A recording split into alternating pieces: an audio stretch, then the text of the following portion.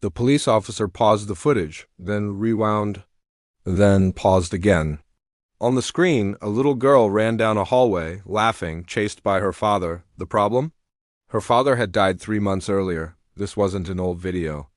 The timestamp said, yesterday. 2:14 a.m. Every expert who has examined the file has said the same thing. This shouldn't be possible. Tonight, you'll see why one home security system has left technicians, police, and scientists completely speechless. And you'll have to decide for yourself what those cameras really captured. The house sits at the end of a quiet street called Willow Lane. Inside live Hannah, a 32-year-old nurse, and her 7-year-old daughter, Lily. A year earlier, Hannah's husband, Mark, died in a car accident on his way home from a late shift. One wet road, one bad moment, and he never made it back. Suddenly, the cozy family home felt too big, too quiet, and on some nights too dark. To feel safer, especially during her night shifts, Hannah installed a new security camera system. One in the living room, one in the kitchen, one in the upstairs hallway, and one pointed toward Lily's bedroom door. At first, they were just little black boxes in the corners. Until one night, they recorded something no one has been able to explain. It started with a simple notification.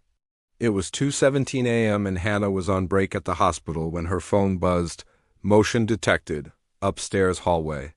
She frowned. Lily was usually fast asleep at that hour. She opened the live feed. The hallway was empty, just the warm glow of a nightlight and still air. She switched to the bedroom camera. Lily lay facing the wall, blanket pulled up, breathing quietly. Hannah assumed it was some kind of calibration glitch. She locked her phone and went back to her coffee. The next morning, as she packed Lily's lunch, she heard her daughter chattering in her room. "Sweetie, who are you talking to?" Hannah asked. Lily looked up, completely serious. "Daddy, he was here last night." Cold shivers crawled up Hannah's back. You dreamed about Daddy?" Lily shook her head. "No, he was in the hallway. He told me to go back to bed." That's when Hannah remembered the motion alert. She opened the recording. The clip began at 2:14 a.m. The hallway camera showed Lily's door, closed. For several seconds, nothing moved. Then the doorknob turned, slowly. The door opened a few inches. A man stepped into view. Same height, same shoulders. Same worn gray t-shirt Mark used to wear to bed. As he passed under the camera, his face tilted up just enough for the lens to catch it. It was Mark, exactly as she remembered him. The scar above his eyebrow, the tired eyes. He walked toward Lily's room, leaned in, and a soft voice, barely audible, whispered, "It's late, Lilypad. Go back to bed." The door closed, and then the footage showed nothing. The hallway was empty again, as if no one had ever been there. Hannah didn't jump straight to ghosts. Her first thought was, "Someone hacked my system," she called the security company. A technician remotely accessed her account, checked the logs, and re-verified the files. He told her, "Ma'am, this wasn't uploaded. The file was captured live from your camera at 2:14 a.m. Hannah pressed him. "So someone broke in, wore his clothes, and—" But the technician cut her off. "There's no sign of any intrusion, and there's something else." He explained that at that exact moment. The system had recorded 2 separate streams, one from the hallway and one from Lily's room. When Hannah watched them side by side, the mystery only got deeper. On one screen, the hallway camera clearly showed the door opening and Mark stepping out, just as she'd seen. On the other, the bedroom camera showed Lily sitting up in bed, looking toward the door.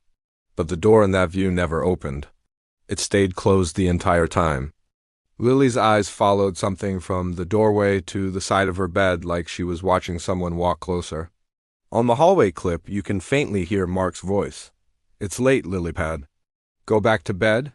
Yet on the bedroom clip, with its own microphone, the audio is different. A low, crackling interference, almost like a voice trying to push through static, then breaking apart. 2 cameras recording the same moment. One sees a man open the door and speak. The other sees a closed door. And a little girl staring at something invisible. The security company was disturbed enough to escalate the case. They sent a technician to inspect the system in person, cables, router, NVR box, everything.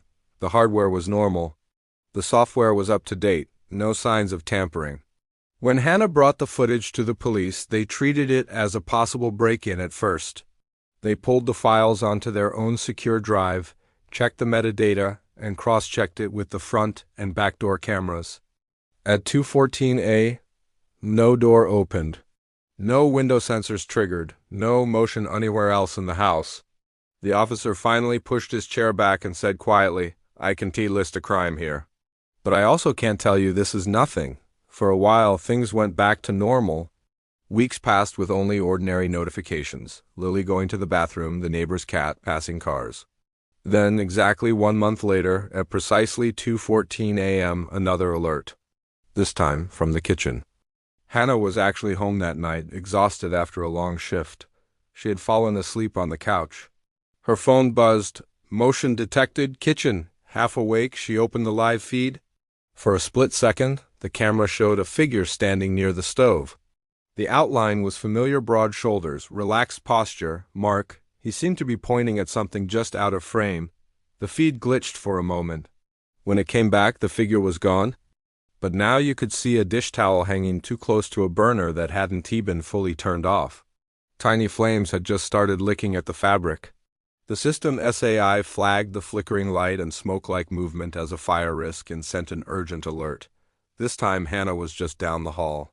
She ran to the kitchen and reached the stove seconds before the towel could fully catch and spread the fire. Later, she replayed the clip frame by frame. Again, before any visible flame. There he was, Mark, standing by the stove, pointing. Hannah backed up every strange clip she had onto hard drives, USB sticks, cloud storage. She sent them to online forums, tech experts, even a university lab that specialized in digital forensics. The replies were frustratingly similar. No obvious signs of editing, unlikely to be a deepfake. Glitches don't usually create fully coherent, moving figures with consistent behavior. No one could explain why the hallway and bedroom cameras disagreed, or why the strange appearances were always linked to moments when Lily was awake, or when danger was about to happen. Today, Hannah still lives on Willow Lane. Lily is older now. She only clearly remembers one thing. One night when I was little, I woke up scared, and I heard Dad in the hallway telling me I was safe. The rest is just data, files on a drive, flickering images of a man who shouldn't be there, but somehow was. So what do you think? When a camera records something that cannot exist, is it broken? Or is it showing us a version of reality we're not ready to understand? If stories like this stay in your head long after the video ends, tap, hit subscribe and turn on the bell, because there are more security tapes out there that capture things no expert can explain. And in the next story, the camera doesn't just see someone who's gone. It might be recording from a place outside of time itself. I'll see you in the next tale.